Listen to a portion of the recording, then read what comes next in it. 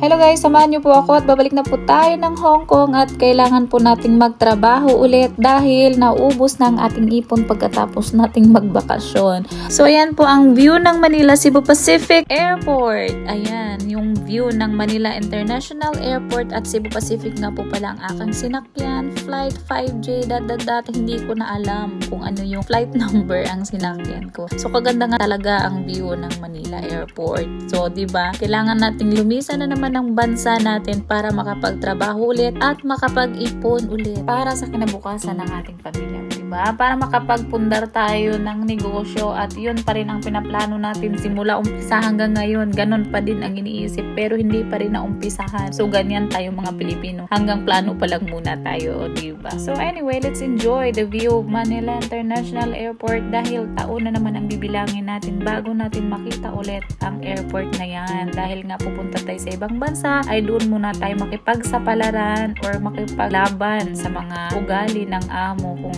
hindi natin makasabayan, ay talaga magpasensya muna tayo. So yan, parating na ako ng Hong Kong International Airport at dahil maulap-ulap nga, ayan yung view nung nasa taas. At dumating ako niyan, 8 p.m. pero maulap at maliwanag talaga siya. Compare sa Manila kanina na medyo madilim pero dyan nakadaming ilaw.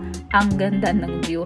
Pero pati yung mga ilaw, mga ulap, ganyan, napakaganda. Nakikita mo din sa ibabaw. So sinadya ko talagang kuhanan ng video na nandyan pa ako sa taas. So ayan yung view nung nasa taas pa ako ng Hong Kong International Airport hanggang sa lalapag na ako niyan. Ito yung mga nakakalungkot na katotohanan na kailangan nating bumalik o kahit na gustuhin man natin na manatili sa Pilipinas, ay isipin pa rin natin na yung kikitain natin sa Pilipinas hindi sapat para sa pangangailangan natin. So kailangan pa rin natin talagang bumalik na ibang bansa para makapagtrabaho at makapag-ipon at para matustusan ang lahat ng pangangailangan. Minsan sasabihin natin na tama na to, isang kontrata na lang at ako'y uuwi na dahil gusto ko na makasama ang ating pamilya.